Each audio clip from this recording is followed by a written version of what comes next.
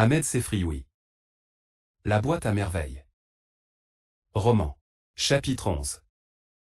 À grands coups de torchon, Lala Aïcha chassait les mouches. Elle les gourmandait comme des enfants terribles. Allez, sortez, misérables bestioles, vous salissez tout ce que vous touchez, lorsque je tente de me reposer, vous m'importunez par votre agitation et vos bourdonnements. Elle s'aperçut de notre présence au seuil de la chambre. Son bras resta suspendu, un sourire éclaira son visage. Soyez les bienvenus.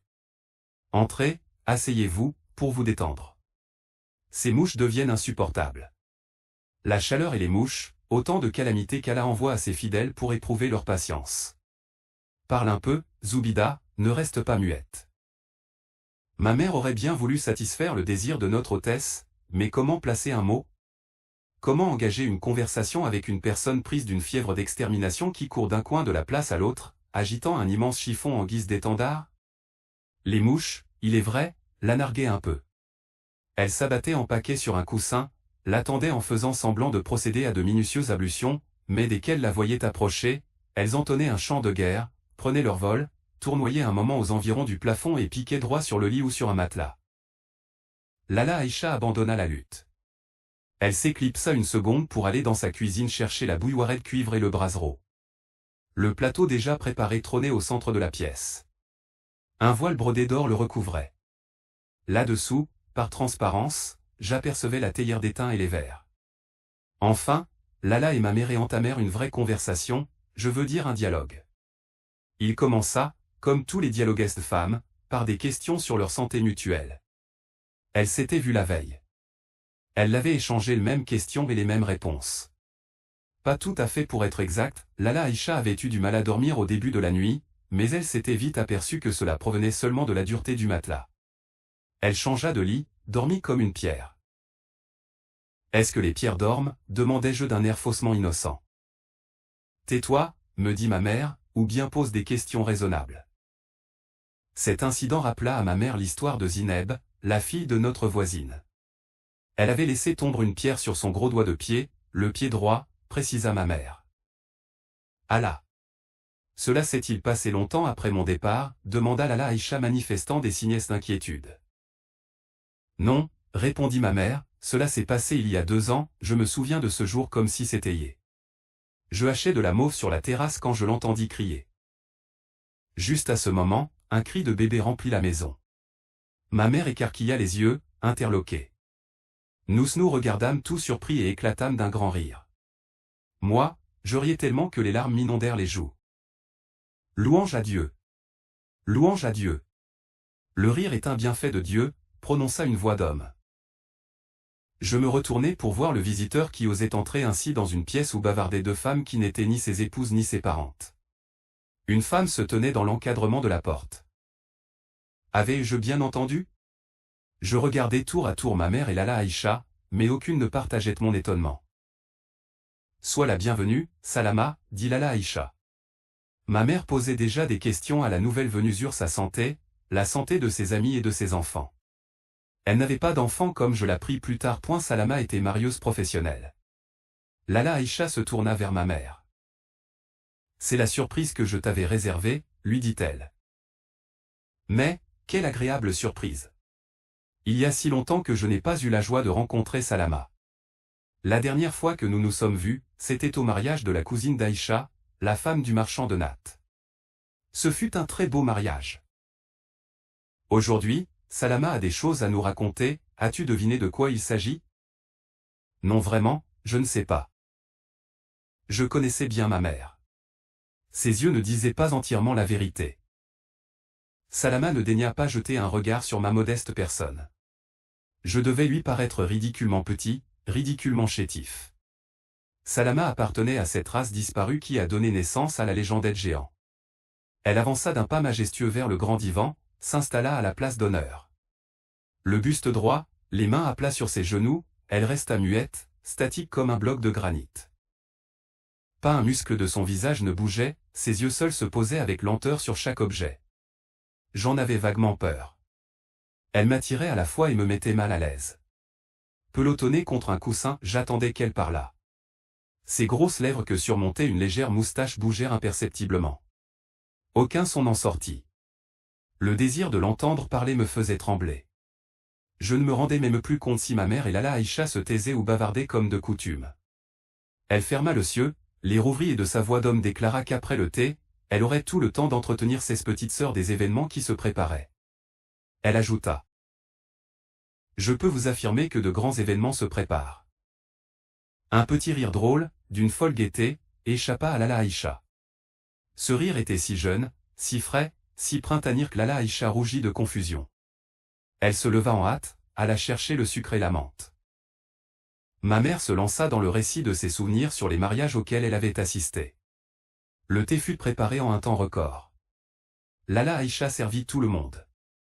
Elle me tendit mon verre avec, au fond, 2 doigts de thé. Je protestai. Je réclamais un verre bien rempli comme j'en avais chez nous. Ma mère fronça les sourcils, se mordit la lèvre inférieure pour me signifier sa désapprobation. Salama remarqua enfin ma présence. Elle sourit. De larges dents jaunes, mais solidement plantées, illuminèrent son visage. Donnez du thé à ce jeune homme, moi, je vais lui offrir un gâteau. Elle fouilla dans la poche de son cafetan, en tira un mouchoir brodé. Il contenait 2 sablés et une écorne de gazelle. J'eus la corne de gazelle et les femmes se partagèrent les sablés. Après un nouveau silence, Lala Aïcha et ma mère, dévorées de curiosité, demandèrent d'une seule voix. Raconte, Salama, ne nous fais pas languir. Raconte. Oui, je ferai bien de commencer. Aurez-vous la patience de m'écouter jusqu'au bout? Raconte, Salama. Raconte. Réclamèrent avec avidité les 2 femmes. Je connais vos 2 cœurs, ils sont nobles et ouverts à la compassion. Lala Aïcha, j'ai été très fautive envers toi, pourras-tu jamais me pardonner? Lala Aïcha fit de la main un geste de protestation. Elle poussa un long soupir. Ma mère, à son tour poussa un profond soupir. Avant de reprendre son récit, Salama soupira aussi. Je ne pouvais pas ne pas se faire comme tout le monde, une plainte expira sur mes lèvres. Personne ne le remarqua. Salama parlait déjà. Dieu a voulu, et toute chose est voulue par lui, que je fusse l'intermédiaire dans ce mariage qui nous a tous rendus malheureux. Toi, Lala Aïcha, parce que tu as perdu momentanément l'affection de ton époux, Lala Zoubida a souffert parce qu'une longue amitié vous lie, Sidi Larbi s'est aperçu assez vite qu'il était inutilement compliqué l'existence, quant à la fille du coiffeur, de jeune fille elle sera bientôt femme divorcée.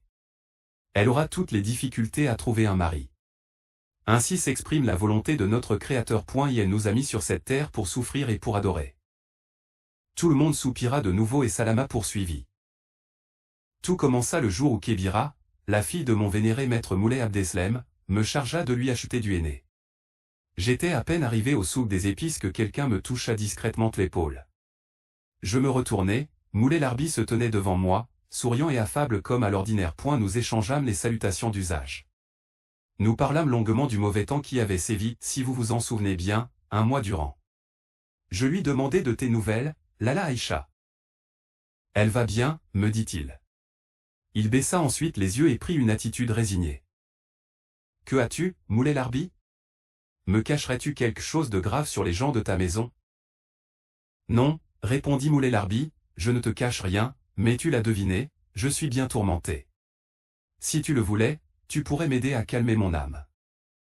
Comme vous le pensez, j'étais de plus en plus intrigué. Un âne chargé de sacs de sucre passa entre nous deux, nous sépara. Je me plaquai contre le mur et fis signe à Moulay Larbi de me rejoindre. Il échangea quelques insultes avec un passant qui l'avait bousculé et vint finalement tout près de moi pour m'entretenir de ce qui le préoccupait. Oui, me dit-il, tu pourrais m'aider. Ma situation prospère de jour en jour. Je gagne largement de quoi faire vivre une famille et même plusieurs ménages. La grande douleur de ma vie, c'est de n'avoir pas d'enfant. Bien sûr, j'estime et je respecte Lala Aïcha, mon épouse actuelle, cette estime et ce respect, je les crois partagés, mais je ne peux envisager avec sérénité l'avenir tant que je n'ai pas d'héritier. Je l'interrompis pour lui conseiller de voir un médecin. Ne m'interromps pas, Salama, me dit-il, je ne crois ni au médecin, ni au remède. Dans mon cas, il n'y a qu'un seul remède, et si tu voulais, tu pourrais m'aider à me le procurer. J'ouvris de grands yeux et fis celle qui ne comprenait pas. Le remède, poursuivit Moulay Larbi, consiste à me trouver une seconde épouse. Je ne peux faire cela, moulait Larbi, j'aime trop Lala Aïcha pour être à l'origine de son chagrin. Lala Aïcha n'aura pas de chagrin, elle souhaite me voir perdre un enfant. Pourtant, je te demanderais de tenir secrète notre conversation. Il ne serait pas convenable de la mettre au courant d'un événement dont les conséquences pourraient blesser son amour-propre. Avant que j'aie pu répondre à son argument, il me glissa entre les doigts une pièce d'argent toute neuve. Il s'en alla en y recommandant de bien réfléchir à cette affaire et de passer le voir à son atelier dans le courant de la semaine. Quelques jours plus tard, je passai près de l'atelier. Le récit de Salama me passionnait, mais un pressant besoin m'obligea à l'interrompre pour demander à ma mère si je pouvais descendre au rez-de-chaussée me soulager. Mon interruption fut accueillie avec colère. Ma mère me cria d'aller où je voudrais et de ne plus ennuyer la société par des mots incongrus. Je partis à regret, je dégringolai les escaliers. La porte des cabinets se trouvait dans un angle du rez-de-chaussée. Elle était fermée. Je me jetai dessus pour la défoncer. Quelqu'un toussa à l'intérieur. Il fallait patienter. Je me mis à pleurer à haute voix. Je dansais d'un pied sur l'autre, tout en clamant mon mal. La porte s'ouvrit brusquement. Je ne pris même pas le temps de regarder le visage de l'occupant et je m'enfermai dans le petit réduit. Je ne tardai pas à le quitter, le visage réjoui, heureux à la pensée d'aller écouter la suite de l'histoire passionnante de Moulay Larbi. Je mettais le pied sur la première marche de l'escalier quand une femme m'interpella d'une voix pleine de colère. « Enfant mal élevé, ne peux-tu fermer la porte des cabinets après usage ? Va la fermer.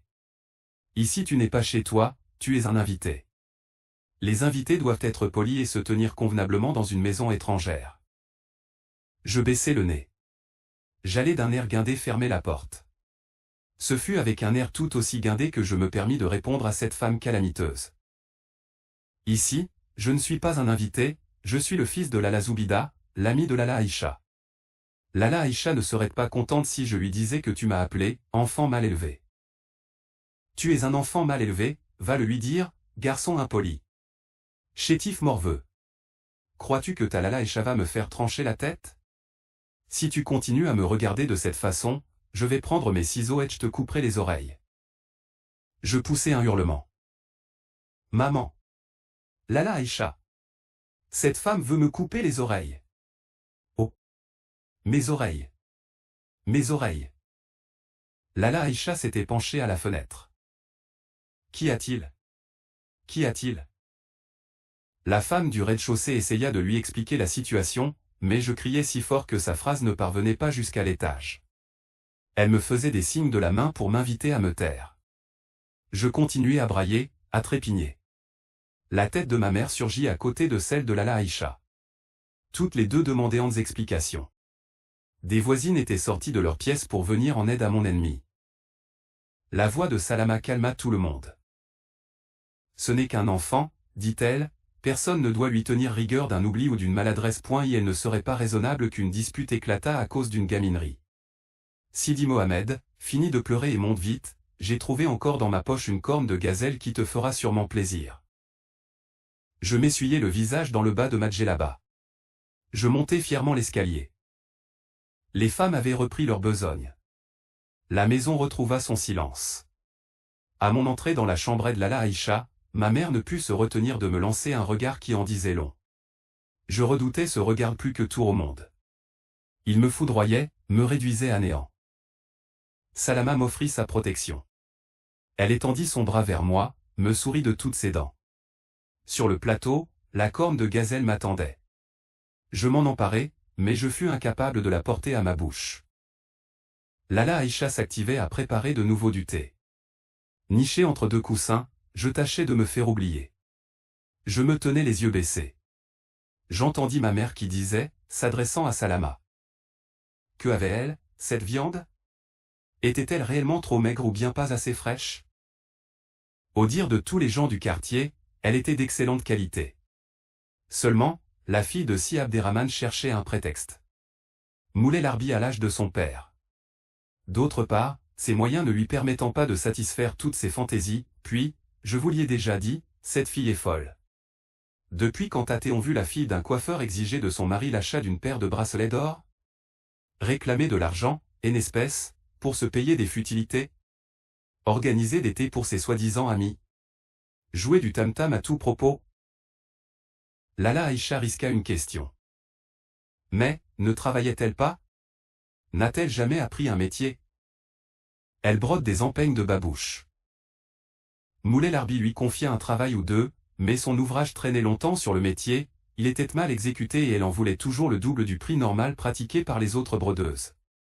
Moulay Larbi cessa de la faire travailler. Elle l'accusa alors d'avoir des relations incorrectes avec des femmes dans ces quartiers éloignés. Sous prétexte sans doute de leur confier des empeignes, il en profitait pour avoir avec elles des conversations indignes d'un croyant. Nous savons que Moulay Larbi ne se livrerait jamais à de telles pratiques. Ce sont là les paroles mensongères d'une fille stupide et jalouse. Tout ceci serait sans conséquence si sa mère ne se mêlait pas à chaque instant des affaires du ménage. Elle vient 3 ou 4 fois par semaine renifler chaque objet, donner des conseils, manifester son mécontentement à propos de ceci ou de cela, inciter sa fille à se montrer plus exigeante, flatter son orgueil en lui répétant qu'elle est bien trop jolie pour un vieux barbon qui sent la sueur et le cuir et qui se montre incapable de gâter sa jeune épouse comme elle le mérite. Le pauvre Moulay Larbi subit naturellement les répercussions de ces mauvais conseils.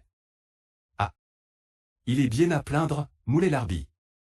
Il n'a rencontré dans ce mariage que tristesse et peine. Il vient rarement te voir, Lala Aïcha, parce qu'il a conscience d'avoir commis une faute grave à ton égard. Il n'a pas oublié ce qu'Etou a fait pour lui. Ni sa mère, ni sa sœur ne lui auraient porté secours dans l'adversité comme toi tu l'as fait si généreusement. Mais les hommes sont des êtres faibles. Depuis que sa situation s'était trouvée améliorée, il n'avait plus qu'un rêve, celui d'avoir une jeune épouse pour égayer sa vie de travail et de lutte. Notre époque devient de plus en plus étrange. Les jeunes Illes d'aujourd'hui ne sont plus celles d'hier. Elles manquent de réserve, ignorent la pudeur, font fi de leur dignité pour obtenir une satisfaction passagère. Elles préfèrent épouser des jeunes gens sans cervelet qu'elles gouvernent à leur guise. Moulay Larbi est un homme, il lui faut donc une femme à sa mesure. Cette femme, c'est toi, Lala Aïcha. Son erreur a été de l'oublier momentanément. Tous les regards se dirigèrent vers la porte. Nous venions d'entendre un tout sautement discret. Qui est là, dit Lala Aïcha. Un proche. C'est toi, Zor? Entre donc. Zor montra son petit visage très maquillé. Puis-je avoir un brin de menthe? Voici de la menthe, mais prends le temps de boire avec nous une gorgée de thé. Merci, je vais en faire, mon mari ne va pas tarder à arriver. Il n'est pas encore là, alors, reste avec nous jusqu'à son arrivée. Zor se décida à franchir la porte. Elle éclatait de jeunesse et de fraîcheur. Elle portait des vêtements de couleur voyante. Elle avança à petits pas, tendit la main à ma mère, porta son index à ses lèvres, retendit la main à Salama, refit le même geste. Je désirais qu'elle s'assît près de moi. Mon vœu fut comblé. Elle s'assit à mon côté. Sa petite main me caressa la joue. Après les questions et les réponses habituelles relatives à la santé des unes et des autres, Zor entra dans le vif du sujet. Elle voulait savoir si le divorce entre Moulay Larbi et la fille du coiffeur avait été prononcé. Comme toutes les femmes manifestaient leur ignorance par des mimiques diverses, Zor sourit largement. Fière de devenir le point de mire de tous les regards, elle se lança dans un brillant monologue. Mère Salama ne doit pas ignorer ce qui se passe dans ce ménage, mais tout le monde connaît sa discrétion. Pourtant, tous les habitants du quartier El Adoua sont au courant des difficultés que rencontre quotidiennement Moulay Larbi auprès de sa jeune épouse. D'ailleurs cette fille est folle ou possédée. Pour un rien, elle menace son entourage de tout casser dans la maison, monte sur la terrasse dans l'intention de se jeter dans la rue par-dessus le mur. Je tiens mes renseignements de source sûre. Ainsi, mardi dernier, elle demanda à son mari de lui acheter pour le soir même, un foulard brodé à longue frange. Moulay Larbi revint 2 heures plus tard avec un splendide foulard grenat à dessins multicolores. La fille du coiffeur le regarda à peine, le prit entre le pouce et l'index, le jeta dans la cour de la maison avec une grimace de dégoût. « Pour qui me prends-tu » dit-elle à son mari. « Pour une fille de la campagne ? Comment as-tu osé m'offrir un foulard de couleur aussi vulgaire? Certes, tu ne dois pas l'avoir payé bien cher. Sache que lorsqu'un vieux barbu comme toi prend comme épouse une fille qui pourrait être sa fille, il doit céder à tous ses caprices et ne lui offrir que ce qui coûtait le plus cher. Je te fais don de ma jeunesse et de ma beauté, et en échange, tu m'apportes un foulard tout juste assez joli pour coiffer une tête de négresse. » Moulay Larbi, très en colère, se mit à l'insulter très violemment. La fille du coiffeur se saisit d'un verre, le cassa sur le rebord de la fenêtre et, avec le morceau aigu qui lui restait dans la main, elle tenta d'escouper la gorge. Moulay Larbi se précipita pour arrêter son geste. Elle se mit à pousser des hurlements, à prendre à témoin les voisins, prétendant que son mari la battait, que sa situation devenait intolérable, qu'elle n'avait jamais assez à manger et qu'elle devait se contenter de vêtements rapiécés, tant l'avarice de son mari était grande. Salama avoua qu'elle n'était pas au courant de cette scène. « Qui t'a raconté cela, ma petite sœur ?»« Des gens. À Fès, personne n'ignore rien sur personne. Je sais aussi que la fille du coiffeur est particulièrement paresseuse. Elle ne quitte pas ses couvertures avant la prière de l'Ouli. Lorsque Moulay Larbi passe la nuit auprès d'elle, le matin, il part sans déjeuner, sans même boire un verre de thé. Souvent viandites légumes attendent jusqu'au soir que Lala, fille du coiffeur, se décide à les faire cuire. Moulay Larbi ne supportera pas longtemps une telle vie. Déjà, il lui arrive de dormir dans son atelier plutôt que de rejoindre sa jeune femme. Il a trop de pudeur pour parler de tout cela à Lala Aïcha qui le reçoit, comme elle convient, très froidement depuis son mariage. Un murmure s'éleva parmi les auditrices. Ma mère tenta de dire quelque chose puis se ravisa, soupira, se replongea dans son silence. Tout le monde soupira avec conviction. Zor n'avait plus rien à dire. Soudain, toutes se mirent à parler à la fois. Elle parlait de la fille du coiffeur lui-même, de sa femme, de feu sa mère, que ses os aillent entretenir les flammes de l'enfer. Elle se rappelait en maintes histoires arrivées dans cette famille, qui ne s'était pas toujours terminée à l'avantage de ses membres.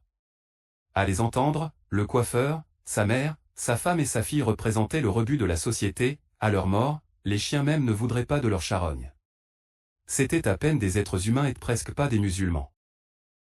Sur toute la surface de la terre, il n'y avait pas de peuple plus généreux, plus franc, plus pudique que le peuple du prophète, que le salut et les bénédictions les plus choisies soient sur lui. Des individus pareils n'avaient pas de place dans une aussi noble communauté. D'autre part, ni les chrétiens ni les juifs n'en voudraient. Le ton de cette diatribe s'était fort élevé. La voix de Salama roulait comme le tonnerre, celle des autres femmes imitait tantôt le bruit d'une chute d'eau, tantôt le déplacement des feuilles sèches par un vent de fin d'automne. Ce qu'elle disait glissait sans laisser de traces dans mon esprit. Je ne comprenais pas le sens de tout ce mot. Il m'importait peu de comprendre. J'étais attentif à la seule musique des syllabes. J'écoutais si intensément que j'oubliais le verre de thé que je tenais à la main. Mes doigts se relâchèrent. Le thé se répandit sur mes genoux. L'ivresse verbale prit fin brusquement. Tout le monde me regarda dans un silence terrifiant. La surprise et la fureur brillaient dans tous les yeux braqués sur moi. En vain, je cherchais dans mon cerveau désemparé l'ombre d'une excuse. Aucune explication ne pouvait me sauver. Pleurer ne servirait à rien. Je regardais chaque femme, lever les yeux au plafond et pousser un profond soupir.